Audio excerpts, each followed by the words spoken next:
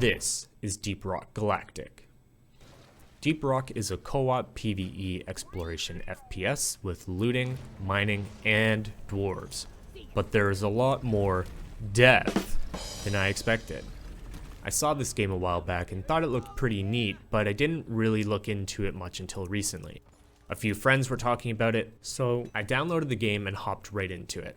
I skipped the tutorial because I'm not a games journalist and know how to play video games, and landed in the player hub where you and 3 other friends or random people from the internet congregate to plan out missions. Each player can choose from one of 4 classes, but I also found that on top of these 4 classes, you also have class customizations, different guns with different skill tree loadouts, perks, and a bunch of other things that I haven't unlocked just yet. But what about the gameplay itself?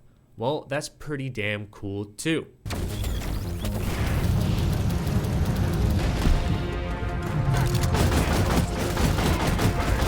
your bloody fire, your funeral's gonna be so repeat swarm.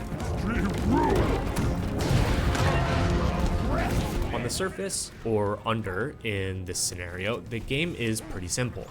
Get an objective, mine for resources, defend yourself from monsters, and get out. But what makes this interesting is how the gameplay interacts with the world you dig deep into. Each procedurally generated level is completely destructible, which makes it so that you can approach each mission in different ways. But before I get into that, let's talk about the missions themselves. There are a number of mission types in this game. There are some that I haven't unlocked just yet, but the ones that are available to me will have you collecting specific resources, repairing and retrieving mining equipment, gathering alien eggs, creating what is essentially an oil refinery, and protecting automated drills. Each mode feels familiar enough so that you don't feel completely lost, but different enough that you don't feel like you're doing the exact same thing over and over.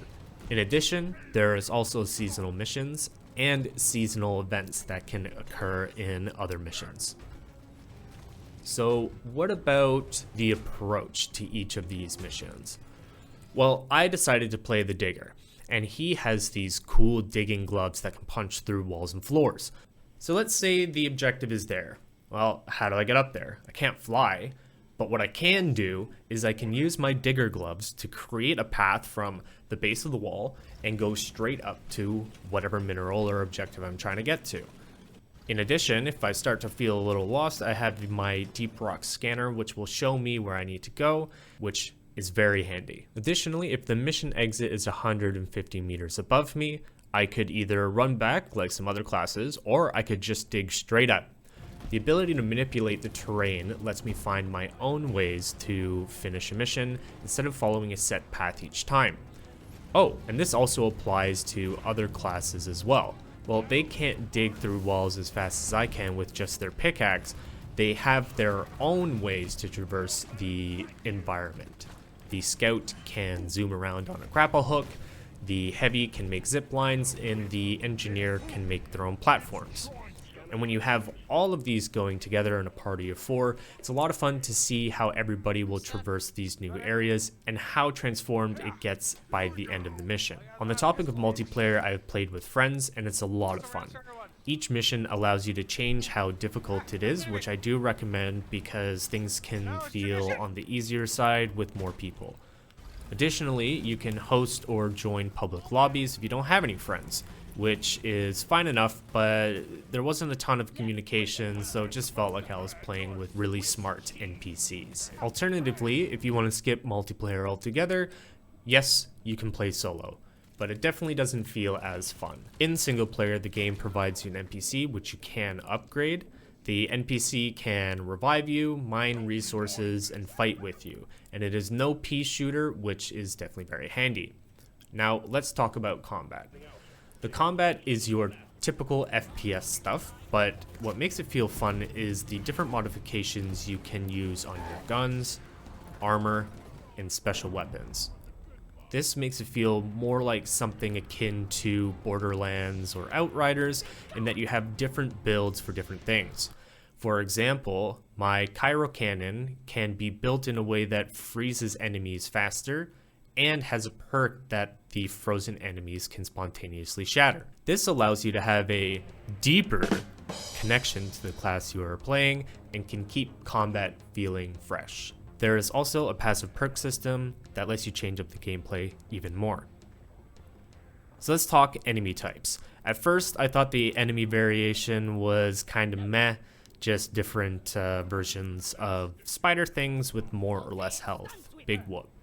But to my surprise, it actually goes a lot further than that, having more unique enemies come at higher difficulties, and it even has full-on boss battles. I haven't unlocked the deep dive tables, so that could also open up different unique encounters, but I'm not 100% on that as I haven't tested it. Enemies will come at you whenever you go into new areas in your deep dive, and periodically while you're doing things. There are also swarm events that will trigger a big wave of enemies, or an objective that will draw in enemies. And when they start pouring in, it can feel super cool. Enemies will come at you from every direction, so even though you're hiding in a tight tunnel or perched up above, they can still get to you. This means that encounters can get out of hand very quickly, and because you have nowhere to hide, the only way to survive is to kill. So everything so far has been great. So let's talk about the bad stuff, because nothing's perfect.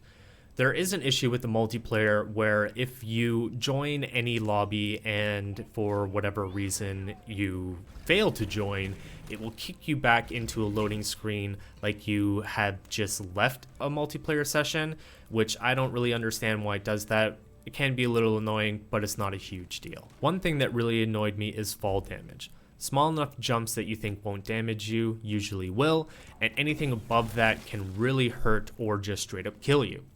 Since there's a fair amount of verticality in the game, this can be fairly annoying when you are trying to run away from enemies or if you mess up a jump.